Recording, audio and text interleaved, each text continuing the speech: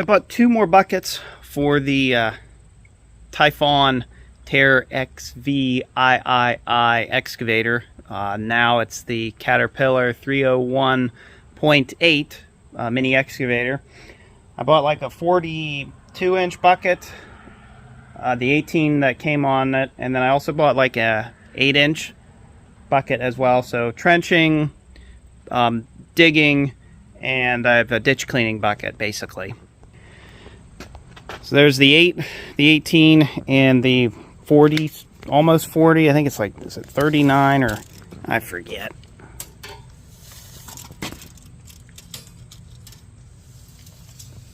$39, look at that. And the issue I have with these buckets right now, like I did with most buckets, is they do not have a lifting point on them. Now I know people will say, you know, you can just hook it here, or you can hook it here, or, you know, hook it on the side or hook it on wherever. But that's not really a proper lifting point. You know, things can slide and shift, and, you know, depending on how the ground is that the machine is sitting on.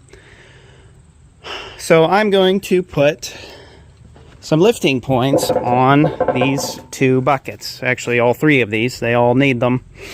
And they're just gonna be sit just like that. I did this on the Bobcat buckets as well, and you know, kind of the same thing there. Yeah, they're gonna stick out a bit, but you know, that is what it is. They're 3/8. They're like a grab hook, I guess is what they call them. So you can just put a chain through there and do that kind of, you know, you can lift stuff with it. So that's going to go on all 3 of these, and we're going to use the old titanium Flux 125 welder here as well. And we'll clean up the metal, clean up both of these, I guess, and we'll tack them up. I've got, unfortunately, a lot of a gap to fill here. You know, these things are, you know, we're putting a flat piece on a curved bucket. So I'll probably center them like that, and then tack the middle and whatnot. These are already beveled, which is kind of nice. I like that. So I think I'll do that today.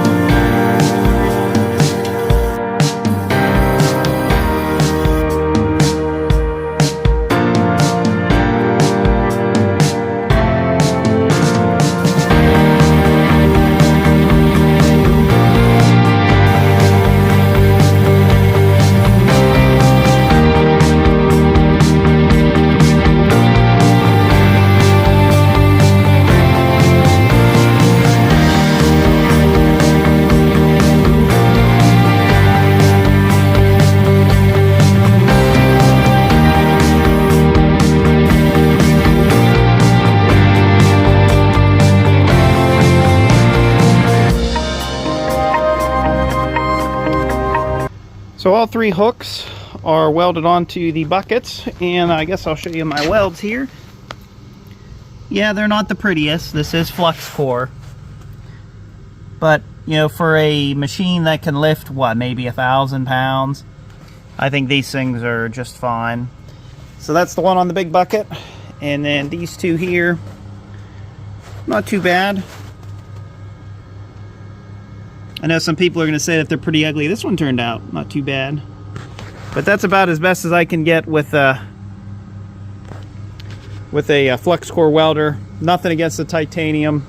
I have no doubts that those hooks will outlast these buckets. They're not going to fall off of there, and I forget what they just say forged on the side there. Just a 3/8 grab hook, I guess is what they call them. So I'm going to paint those black and make them look nice so that they won't rust. You know, the paint will chip off, but you know, that it is what it is, right? Well, there you go. The buckets are finished. Look, you can't even tell that I put those hooks on there, right? You know, put a fresh coat of paint on there and it'll look like it was just painted. But yeah, not too bad. I'm very pleased with that. That is an enormous bucket for a machine. So that bucket's 39 inches wide and the machine is like 44. So it's almost as wide as the machine. But yeah, pretty sweet. Looks good. Real happy I got these buckets. You know, having an excavator, I do plan on building a mower here at some point soon. But this is just a little project I wanted to get done in the meantime. And the old Flux 125 worked fantastic today. We had her on the H setting, and then had it on about 6 for the wire feed speed. And I have a pretty long extension cord. Those of you that have watched my previous welding videos know I don't have the best electric out here. I don't have any 220. I have just one 20 amp circuit.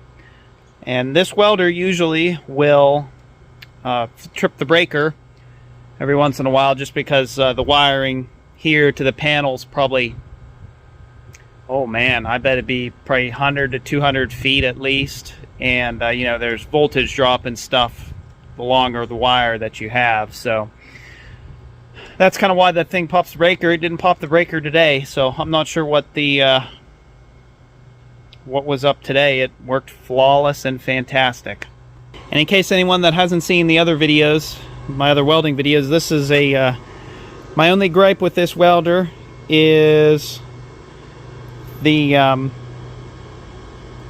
it can't hold an 8-pound or a 10-pound spool that's 8-inch. So I ended up putting this is the old Chicago electric welder, and I can put an 8-pound or 10-pound 8-inch spool in there, and it works fantastic.